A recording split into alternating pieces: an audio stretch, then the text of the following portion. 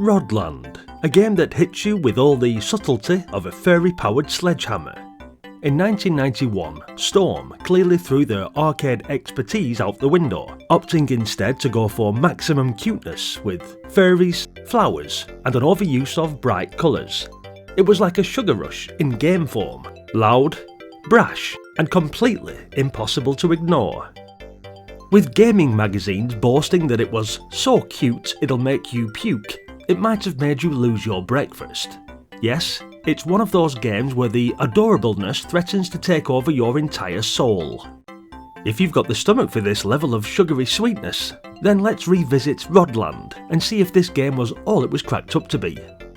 This platforming madness is based on the original, yet fairly obscure Japanese arcade game from Jaleco, and whisks you through 40-odd levels where you'll be sprinting around as Tam and Rit, two heroic fairies on a mission to save their kidnapped mother. To do this, you must bash monsters with rods, collect flowers, and build ladders to avoid getting eaten by a horde of increasingly bizarre creatures. You'll face everything from big-eared rabbits to shape-shifting monsters with tongues long enough to choke a giraffe, monkeys, lobsters with oversized claws, starfish throwing boomerangs, and perhaps the best of all, the weepy sharks who start crying when you bash them with a rod. A quick press of the fire button activates the rod and you start bashing the bad guys into submission. Get close enough to an enemy and hit the fire button to trap them with your rod. Then, using the fire button again, you start tossing the poor creature back and forth over your head like a ragdoll before slamming it to the ground. There's something delightfully cathartic about this, and it never gets old. Tam and Rit are also equipped with magical rainbow boots that can create ladders between platforms. These ladders come in handy when navigating the levels, which are filled with platforms, traps, and more nasties that you can shake a proverbial stick at. You'll collect the flowers for bonus points, bombs to clear out the baddies, and missiles to, well, blow things up. Collect all the flowers in a level and the monsters turn into bizarre little turnips, and when you smash them, you'll find letters to spell the word extra. Collect all of them and you're gifted an extra life. You'll need these as the game isn't generous with continues. Lose all your lives and you're done.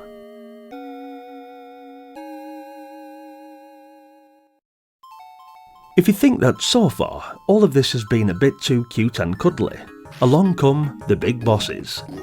Every 5 or 10 levels or so, you'll face off against some badasses, like a family of spitting crocodiles, or a trapeze-performing elephant to name a couple. These bosses are a bit more challenging than the regular monsters, but once you figure out their weaknesses, you can get through these parts with ease.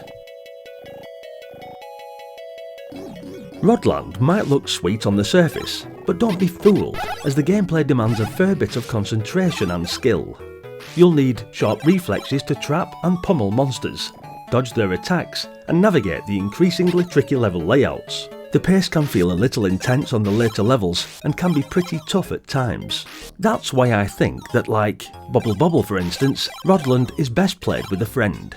You and a buddy can take on the platforming mayhem in simultaneous 2-player mode, teaming up to tackle enemies even faster and more efficiently.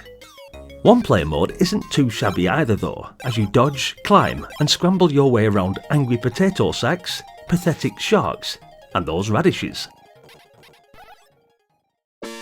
The Amiga version of Rodland is actually a step up from its arcade cousin as we see here. I think the Amiga graphics actually seem better than the original, in all honesty.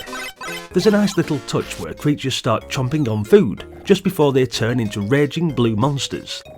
The only downside to games like this is that they do get a little repetitive after a while. But honestly, between the absurd, fast-paced action and endless variety of creatures to smack around, you'll be too distracted to care. If you want a perfect pick-up-and-play arcade experience that you can enjoy in short bursts, then Rodland has your name written all over it. Get it fired up on your Commodore Amiga and give it a whirl. Thanks for watching guys, hit the like button if you enjoyed the video, and let us know what you thought about this game in the comments. As always, I massively appreciate the continued support from you guys. But if you're new to the channel, then be sure to check out all of the playlists for Amiga titles, which are categorised by year of release. Or maybe you also had a Commodore 64 too. If it's nostalgia you crave, then hit subscribe as we continue on this epic journey down memory lane. With that, thanks once again, and hopefully, I'll see you all in the next one. Until then, bye for now.